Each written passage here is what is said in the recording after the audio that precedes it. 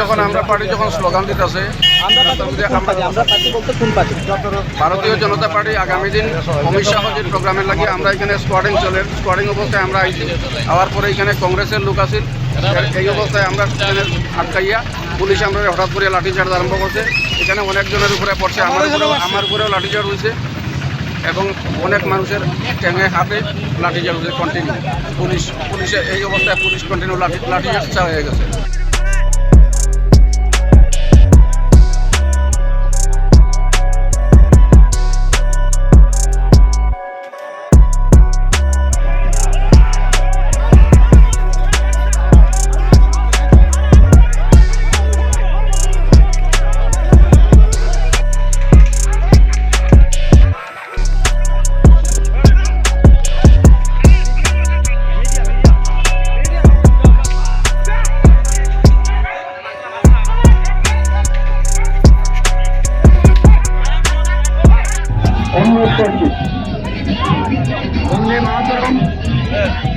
আজ অর্থ এলাকার এবং ধর্মনগরের নাগরিকবৃন্দের কাছে আমরা একটা বিচার নিয়ে যাচ্ছি।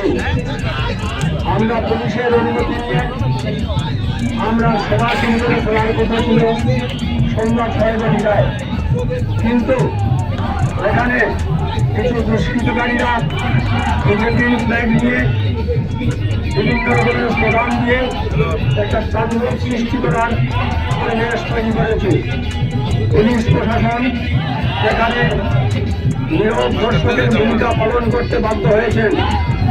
আমি আশা করছি পুলিশ প্রশাসন নিরপেক্ষভাবে আজকের এই সভা অনুষ্ঠিত হতে না পারার এবং ধর্মনগরের আপাতত মানুষের যেটা চাহিদা, শান্তিপ্রিয় ধর্মনগর মানুষ যেটা চান, সভ্যতা সংস্কৃতি বাঁচিয়ে রাখার জন্য তার সপক্ষে তারা কাজ করবেন এবং এই দুষ্কৃতিকারীদের বিরুদ্ধে যথাযথ ব্যবস্থা গ্রহণ করবেন। এই বলে